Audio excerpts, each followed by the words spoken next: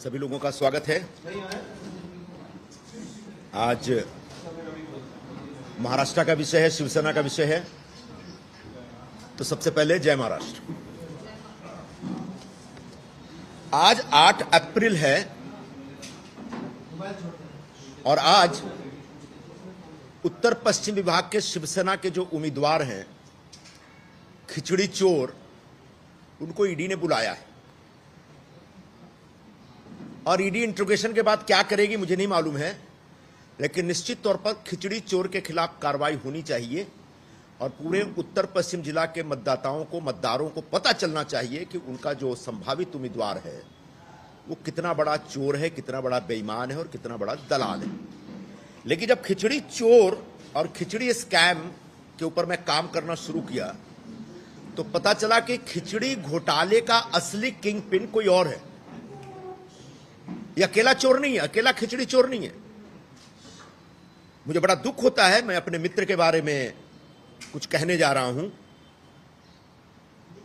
लेकिन जो सच है वो कहना पड़ेगा। मुझे इस बात का भी दुख है कि राजकारण में कभी भी परिवार को नहीं घसीटना चाहिए, लेकिन जो पूरा घोटाला जिस तरीके से हुआ है उसमें मुझे अपने मित्र के परिवार के लोगों का जिक्र करना पड़ सकता है, पड़ रहा है।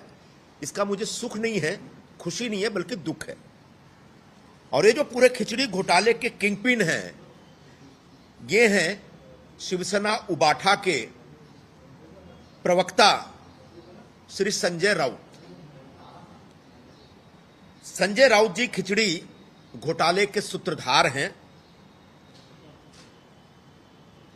उनको अच्छा नहीं लगेगा मैं उनकी बेटी या भाई के बारे में बोलूंगा तो, लेकिन बड़ा दुर्भाग्यपूर्ण बात है कि जब वो पतरा चाल घोटाले में पकड़े गए तो पाया गया कि उन्होंने अपनी पत्नी के नाम पे रिश्वत ली है, किसी बिल्डर से पैसे लिया। पत्नी को नहीं लाना चाहिए था इस पूरे घोटाले में, लेकिन उन्होंने किया था। और ये जो घोटाला हुआ है इसमें उन्होंने अपनी बेटी के नाम पे, भाई के नाम पे और उनका जो पार्टनर है उस पार्टनर के नाम पे पैसे लिए। ये मैं आपको पूरा शीट आपके साथ शेयर करूंगा। एक कंपनी है सह्याद्री रिफ्रेशमेंट, जिसमें राजीव सालुंखे और सुजीत पाटकर वगैरह हैं जो संजय राउत के पार्टनर माने जाते हैं। उस कंपनी को 6 करोड़ 37 लाख रुपए की खिचड़ी सप्लाई करने का कॉन्ट्रैक्ट मिला था कोविड के जमाने में। और इस कंपनी से संजय राउत के परिवार ने और उनके मित्रों ने 1 करोड़ रुपए दलाली के तौर पे लिए। वैश्य सहकारी बैंक लिमिटेड, जिसका ब्रांच है परेल ईस्ट में, इस बैंक के खाता नंबर 003111 नहीं, फिर से 00311010001615, इस खाते से उनकी बेटी, जो बेचारी बेगुनाह है, उनकी बेटी मेरी बेटी की तरह है, उसको पता भी नहीं होगा कि सह्याद्री रिफ्रेशमेंट क्या है। उसने शायद सालुंखे को कभी देखा भी नहीं होगा। लेकिन एमवीए और इंडिया अलायंस के जो पूरे संयोजक बनते हैं महाराष्ट्र में, ऐसे संजय राउत जी ने अपनी बेटी, जिसका नाम है विदिता संजय राउत, उसके नाम पे चेक से रिश्वत ली है। पहली रिश्वत है 29 मई 2020, यानी 2020 में 29 मई को 3,50,000 रुपए का पेमेंट आता है विदिता के अकाउंट में। 26 जून 2020 को 5 लाख का पेमेंट आता है। 7 अगस्त 2020 को 1,25,000 का आता है उस अकाउंट में, विदिता के अकाउंट में। 20 अगस्त 2020 को 3 लाख रुपए का एक चेक आता है उनके अकाउंट में।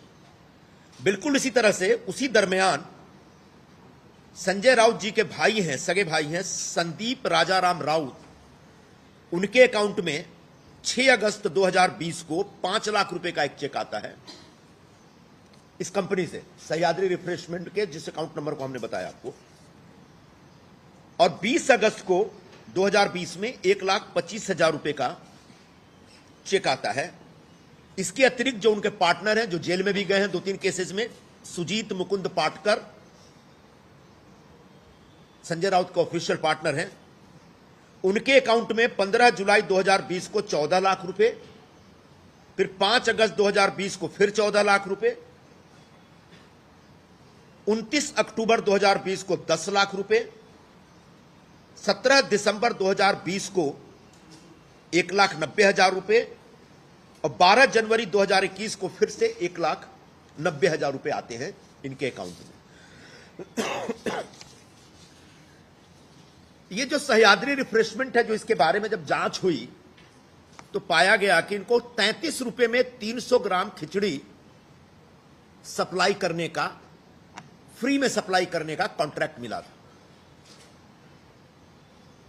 कोविड के जमाने में सबको पता है कि लोगों के काम धंधे बंद हो गए थे, सैलरी नहीं मिल रही थी, दुकानें बंद थी, हाहाकार मचा हुआ था। ऐसे गरीब लोग, कमजोर लोग, जो परपट्टियों में रहने वाले, चालियों में रहने वाले लोग, ऐसे लोगों को फ्री में भोजन सप्लाई करने का यह कॉन्ट्रैक्ट, यह काम, यह योजना बीएमसी ने शुरू की थी। तो 33 रुपए में 300 ग्राम खिचड़ी सप्लाई करने का कॉन्ट्रैक्ट था। सह्याद्री रिफ्रेशमेंट ने किसी को सब कॉन्ट्रैक्ट दिया, जिसको बोलते हैं उप कंत्राट, और सब कॉन्ट्रैक्ट जो दिया वो 16 रुपए में 100 ग्राम खिचड़ी सप्लाई करने का दिया। महानगर पालिका से यह refreshment company Sahyadri refreshment contract लेती है कि 33 रुपए में 300 ग्राम खिचड़ी सप्लाई करेंगे। आगे जाके वो 16 रुपए में 100 ग्राम खिचड़ी सप्लाई करने का किसी को कॉन्ट्रैक्ट देती है। यानी गरीब मजदूरों की जो खिचड़ी थी उसमें 200 ग्राम खिचड़ी वो चोरी कर ली।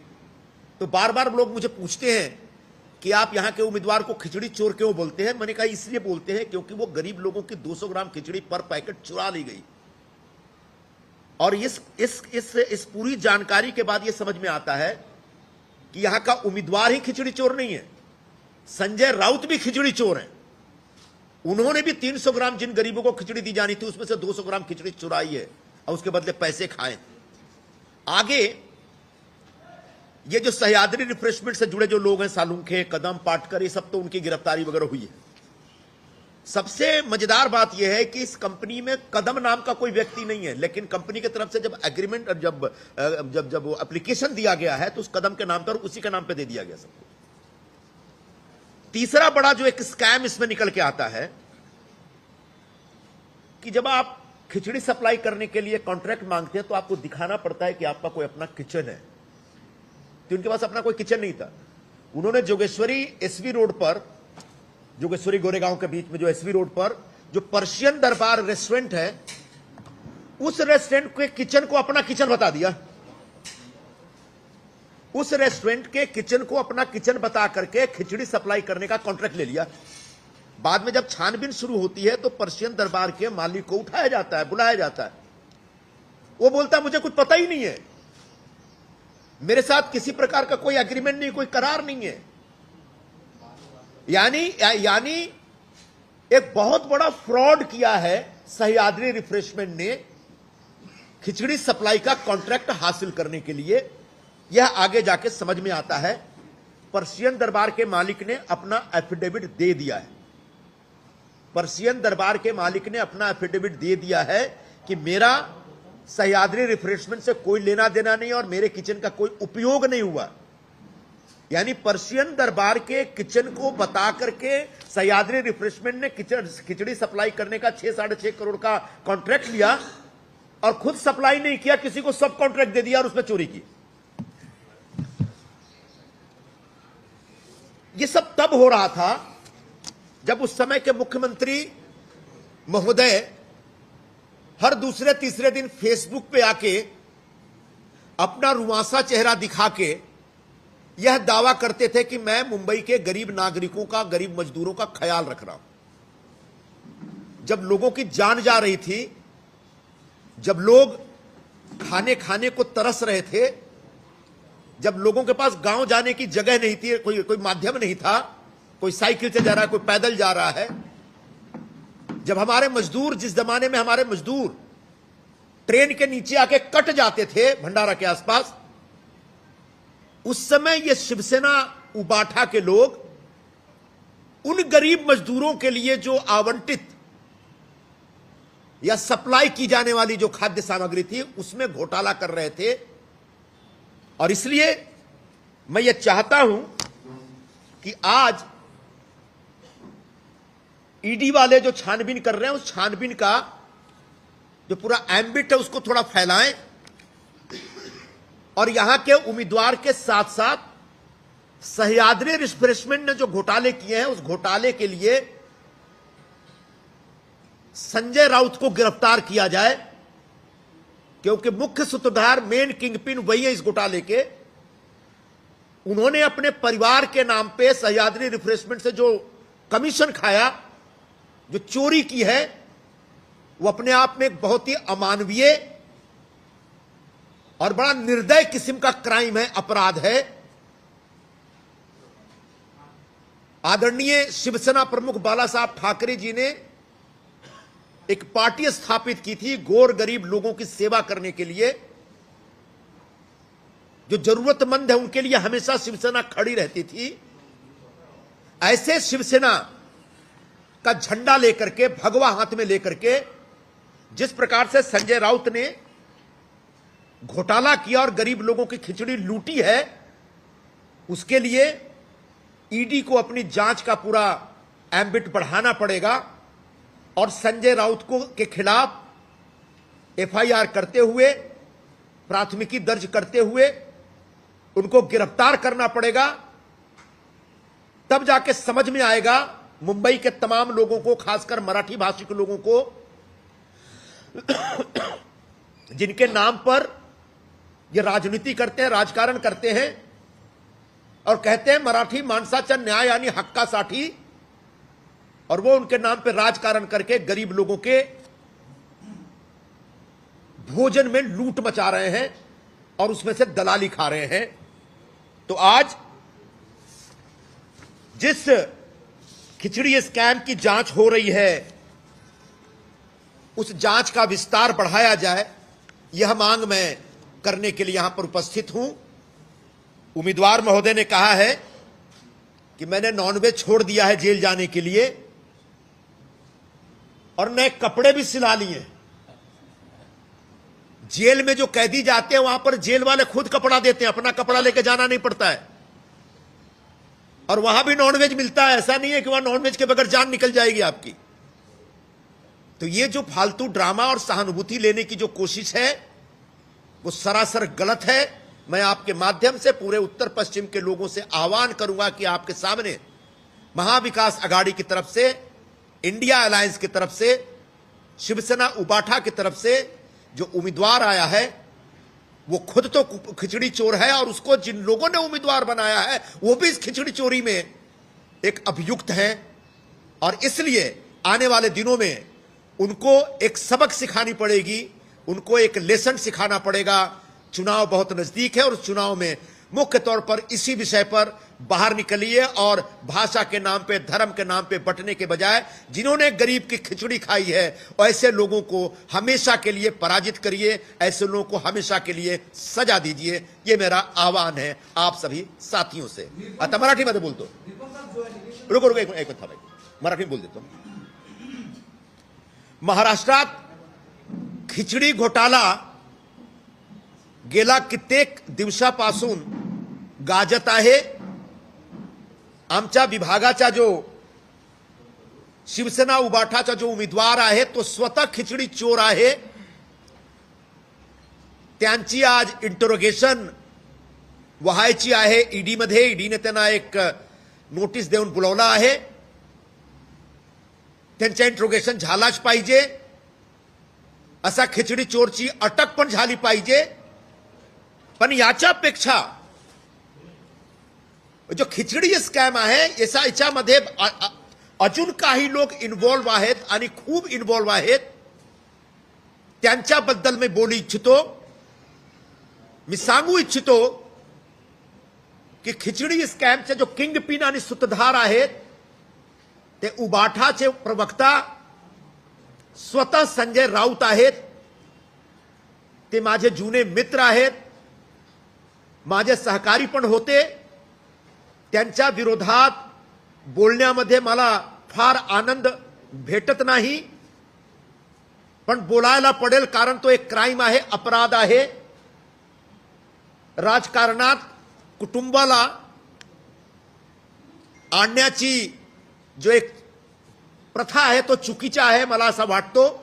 माझा पण विश्वास आहे की कुटुंब आणि कुटुंबाचे जो सदस्य आहेत त्यांना कधीही राजकारणात नाही आणला पाहिजे. पण स्वतः संजय राऊतनी घोटाळा करण्यासाठी स्वतःची मिसेस, त्यांची बायको, त्यांची मुली आणि त्यांची भावाचा उपयोग केलेला आहे. पत्राचाल घोटाळ्यामध्ये त्यांनी घोटाळेबाज जो आहे त्यांच्याकडून स्वतःच्या पत्नीचे नावाने पैसे घेतला आणि खिचडी स्कॅम मध्ये त्यांनी स्वतःची मुलीची नावाने पैसे घेतलेला आहे. सह्याद्री रिफ्रेशमेंट जो कंपनी आहे त्यांच्याकडून त्यांच्या वैश्य सहकारी बँक लिमिटेड असा बँकमध्ये एक ब्रांच आहे परेलमध्ये, त्या ब्रांचचे अकाउंट खात्यामधून जो रिश्वतची पैसे, दलालीची पैसे गेलेली आहे तो संजय राऊतची मुलीच्या नावाने गेलेली आहे. त्यांची मुली माझी मुलीसारखी आहे. माझ्या मनात संजय राऊतची मुलीसाठी खूप सहानुभूती आहे. माझा ठामपणे विश्वास आहे की त्यांच्या मुलीला हा जो कंत्राटदार आहे, कॉन्ट्रॅक्टर आहे, ते काही घेणं देणं नाही. त्यांना बहुतेक ती ओळखत पण नाही होती, पण संजय राऊतनी स्वतःसाठी पैसा घेण्यासाठी मुलीचा उपयोग केला. तो एक निकृष्ट कार्य आहे, अनैतिक कार्य आहे. अशी त्यांची मुली विदिता संजय राऊत त्यांच्या अकाउंटमध्ये सह्याद्री रिफ्रेशमेंट तर्फे 29 मे 2020 ला 3,50,000चा एक पेमेंट आहे. 26 जून 2020 ला 5 लाख रुपयाचा दुसरा पेमेंट आहे. 7 ऑगस्ट 2020 ला 1.25 लाखचा एक पेमेंट आहे आणि 20 ऑगस्ट 2020 ला 3 लाखचा एक पेमेंट आहे. संजय राऊतनी स्वतःसाठी दलाली खाण्यासाठी मुलीचा उपयोग केला. तो एकदम अनैतिक आणि निकृष्ट कृत्य आहे, मी असा सांगतो. त्याने भावाच्या नावाने पण पैसे घेतलेले आहेत. त्यांचे भाऊ आहेत संदीप राजाराम राऊत. पहिला चेक 6 ऑगस्ट 2020 ला 5 लाखचा संदीपच्या अकाउंटमध्ये गेलेला आहे सह्याद्री रिफ्रेशमेंट तर्फे. दुसरा चेक 20 ऑगस्ट 2020 ला 1.25 लाखचा गेलेला आहे संदीप राऊत यांच्या अकाउंटमध्ये.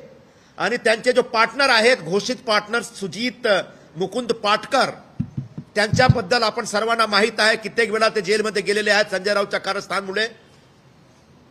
त्यांच्या अकाउंटमध्ये 15 ऑगस्ट 2020 ला 14 लाख रुपये, 5 ऑगस्ट 2020 ला 15 जुलै 2020 ला 14 लाख, 5 ऑगस्ट 2020 ला 14 लाख, 29 ऑक्टोबर 2020 ला 10 लाख आणि 17 डिसेंबर 2020 ला 1,90,000 आणि 12 जानेवारी 2021 ला पुन्हा 1,90,000.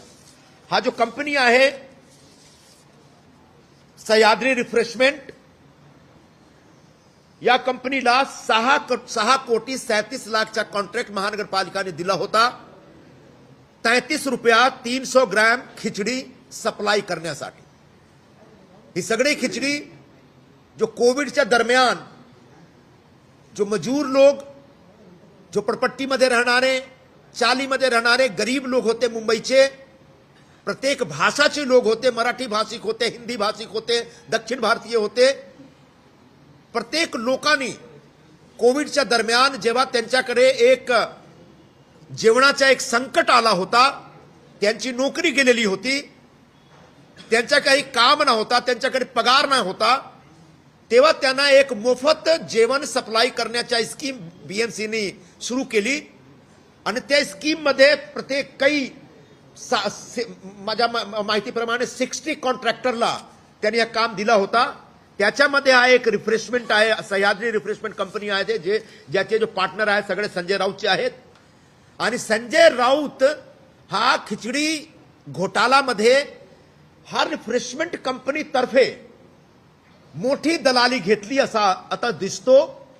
तो 33 रुपयात 300 ग्राम खिचडी देण्याचा कॉन्ट्रॅक्ट होता, पण सह्याद्री रिफ्रेशमेंटनी स्वतः सप्लाय नाही केला. स्वतः केण्याऐवजी त्यांनी एक सब कॉन्ट्रॅक्टच्या माध्यमाने 16 रुपयामध्ये 100 ग्राम खिचडी सप्लाय केला. म्हणजे त्यांनी गोर गरिबासाठी जो खिचडी होती त्याच्यामधून 200 ग्राम खिचडी चोरी केली प्रत्येक पॅकेटमधून. म्हणजे हा खिचडी चोरी आहे. आणि याच आधारावर मी सांगतो, फक्त आमच्या विभागाचा उमेदवार नाही पण संजय राऊत पण खिचडी चोर आहे. आणि त्यांनी गोर गरिबाची खिचडी चोरी केली आणि खिचडीच्या बद्दल सप्लायच्या बद्दल त्यांनी दलाली घेतली. स्वतःचे कुटुंबाचे जो सदस्य आहेत त्यांच्या नावाने. आखरी मुद्दा जो जास्ती एक फ्रॉड आहे, हा जो सह्याद्री रिफ्रेशमेंट कंपनी आहे, जेव्हा ते खिचडीच्या टेंडर भरत होते त्यांनी जोगेश्वरी आणि गोरेगावच्या दरम्यान एक रेस्टॉरंट आहे, फेमस रेस्टॉरंट आहे पर्शियन दरबारच्या किचनच्या त्यांनी डिटेल त्यांचे जो पिटिशन होता, त्यांचा जो कॉन्ट्रॅक्ट होता, त्यांचा जो टेंडर होता त्याच्यामध्ये जोडून दिला. जेव्हा इन्व्हेस्टिगेशन सुरू झाला तेव्हा पर्शियन दरबारच्या मालिकाला बोलावला त्यांनी इन्व्हेस्टिगेटर्सनी, मुंबई पोलीस आणि ईडी वाल्यांनी. तो पर्शियन दरबारने सांगितलं की त्यांच्या मालिकाने सांगितलं ॲफिडेव्हिट देऊन की आम्हाला काही घेणं देणं नाही, आमच्याशी काही करार पण झालेली नाही या कंपनीशी.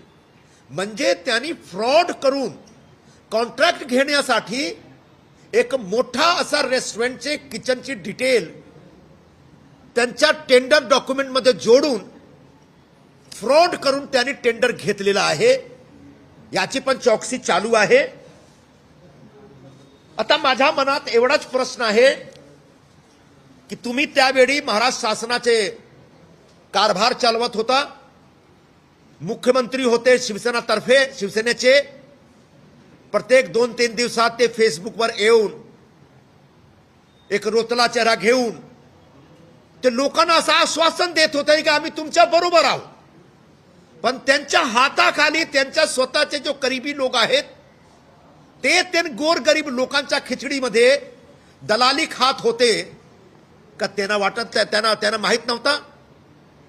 त्यांचे जो पुत्र आहेत, त्यांचे पीए सेक्रेटरी हाच खिचडी घोटाळ्यामध्ये आतमध्ये आहेत. तो संपूर्ण त्यावेळची शिवसेना हा खिचडी घोटाळ्यामध्ये सामील आहे. आणि याच आधारावर मी ईडी आणि जो भी जांच एजन्सी आहेत त्यांच्याकडून अशी मागणी करतो की ज्याप्रमाणे तुम्ही बाकी सगळ्यांना अटक करता आणि त्यांची चौकशी करता, त्याचप्रमाणे संजय राऊतची पण अटक झाली पाहिजे. त्यांच्या विरोधात पण केस दर्ज झाला पाहिजे आणि त्यांच्या विरोधात पण एक सविस्तर चौकशी खिचडी घोटाळ्यामध्ये झाला पाहिजे. कारण त्यांच्या भावानी, बहुतेक माझी अशी माहिती आहे की त्यांच्या भावानी पण सांगितलं आहे की तो सह्याद्री रिफ्रेशमेंटला ओळखत नाही. सह्याद्री रिफ्रेशमेंटमध्ये जे पार्टनर आहेत त्यांच्या काही घेणं देणं नाही, त्यांना ते ओळखत नाही, त्यांच्याबरोबर काही कारभार नाही त्यांचा. म्हणजे भावाच्या नावानी आणि मुलीच्या नावानी संजय राऊतनी खिचडी घोटाळा केलेली आहे. आणि यामुळे संजय राऊतची सविस्तर चौकशी झाली पाहिजे, त्यांची अटक झाली पाहिजे अशी मी मागणी करतो आपण सर्वांच्या समोर, आपण सर्वांच्या माध्यमाने. धन्यवाद. अभी कोण त्यांना लपवतोय किंवा त्यांना वाचवण्याचा प्रयत्न करतोय, संजय राऊतांचं नाव यात येत का नाही? कारण असं आहे की त्यांनी या पाप केलेला आहे, गुन्हा केलेला आहे, पण स्वतःच्या नावाने नाही. असा निकृष्ट कृत्य आहे की त्यांनी पाप करण्यासाठी स्वतःची मुलीचा उपयोग केलेला आहे, स्वतःच्या भावाचा उपयोग केलेला आहे. स्वतःचा पार्टनर जो आहे त्यांचा तो उपयोग झालेला आहे. पण ईडीला एक जो सर्कमस्टान्शियल एव्हिडन्स असतो, परिस्थितीजन्य पुरावा असतो, त्याच आधारावर ते संजय राऊतच्या विरोधात कारवाई सुरू करू शकतात. बोला. सवाल ये है कि क्या जो एलिगेशन आप लगा रहे हैं, इस एलिगेशन से संबंधित जो क्या बैंक अकाउंट डिटेल और सारी चीजें बता रहे हैं, तो कुछ दस्तावेज आपके पास में है, और अगर आपके पास सब दस्तावेज है तो स्वतः आप ईडी के सामने वहां पर जांच कर रही है, तो आप जाकर खुद देंगे या फिर ईडी के बुलावे का इंतजार करेंगे? मुझे नहीं लगता मुझे ईडी के बुलावे का कोई इंतजार है और मुझे ईडी के दफ्तर में जाना चाहिए. ईडी के दफ्तर में चोर बेईमान जाते हैं, हम लोग हमारे जैसे लोग नहीं जाते हैं. लेकिन ये सारी जानकारी ईडी के पास है. बस मैं सार्वजनिक रूप से आकर के ये डिमांड कर रहा हूं कि ईडी को अपनी जांच का एम्बिटम बढ़ाना पड़ेगा और जो सर्कमस्टांशियल एविडेंस है उसके आधार पर संजय राउत के खिलाफ केस दर्ज करना पड़ेगा. लेकिन एक सवाल यहाँ अब हो गया, एक सवाल हो गया माय डियर. अच्छा, एक हो गया. सवाल ये उठता है, आपने हाल ही में कांग्रेस छोड़ी है, यानी कि आप साथी दल थे, आपने अब कांग्रेस छोड़ने के बाद इतना बड़ा गंभीर आरोप लगाया है, तो आपको आप पर भी जवाबी हमले होंगे कि अब उन्होंने पार्टी छोड़ दी है इसलिए इस तरह के आरोप लगा रहे हैं, इस पर क्या कहें? जब हमले होंगे तो हमलों का जवाब दिया जाएगा. आप क्यों परेशान है? चलिए बोला ताई. आता तुम्ही जे सगळं सांगताय ते यापूर्वी सुद्धा चर्चेमध्ये अनेक वेळा आलेलं आहे, खिचडी घोटाळा प्रकरण आणि या सगळ्या गोष्टी. तुमच्यापर्यंत ही माहिती कधी पोहोचली आणि तुम्ही आता का सांगताय? तसं त्यांनी प्रश्न विचारला. तुम्ही काँग्रेस सोडल्यानंतर आता ह्या सगळ्या गोष्टी सार्वजनिक करताय, याच्यापूर्वी तुमच्याकडे ही माहिती होती का? आणि होती तर मग तुम्ही का नाही? नाही, मी एक 10-15 दिवसापूर्वी जेव्हा MVA तर्फे आणि इंडिया अलायन्स तर्फे